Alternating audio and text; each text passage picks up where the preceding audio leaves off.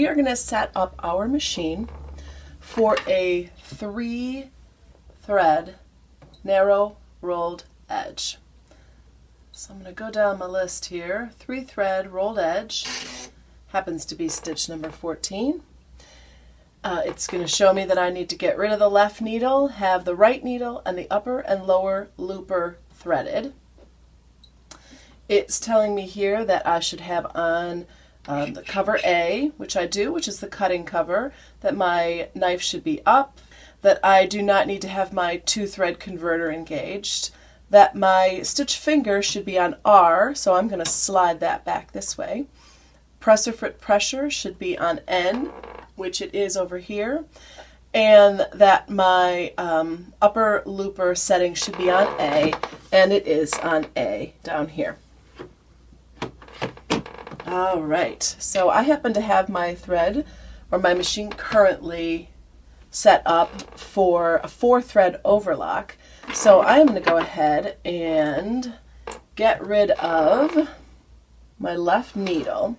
So I don't need that thread and I don't need the needle. So I am going to use my handy little tool here.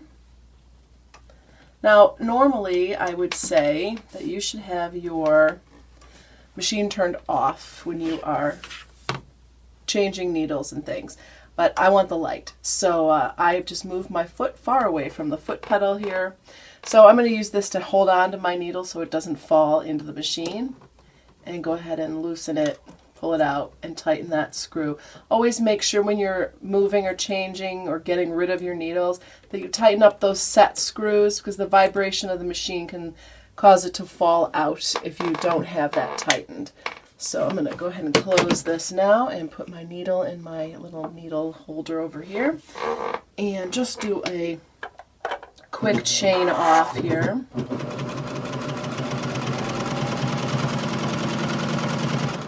And then I've got a little scrap of fabric here to do a test on this.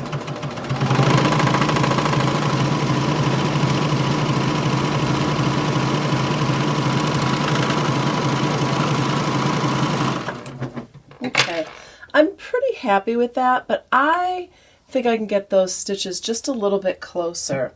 So I'm going to go ahead and take my stitch length down to 1, which is as low as it will go on here, and then I'm going to go ahead and stitch the other side. Oh yeah.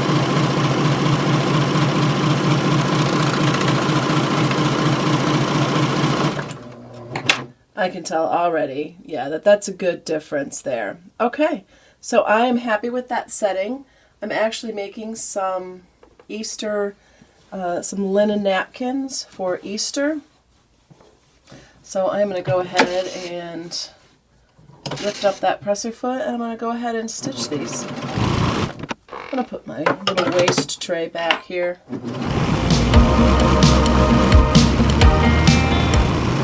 You could absolutely be cutting while you're doing this. I just have these measured perfectly and don't want to cut off too much while I'm going here.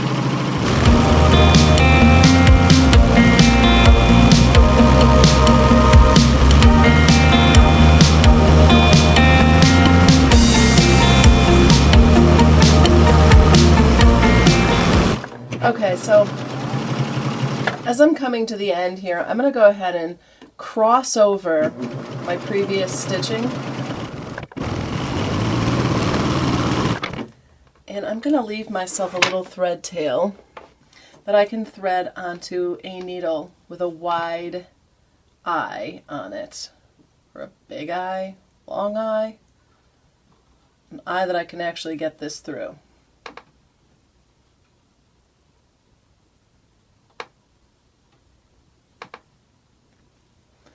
And then I'm going to go ahead and stitch this through my stitching here in the back.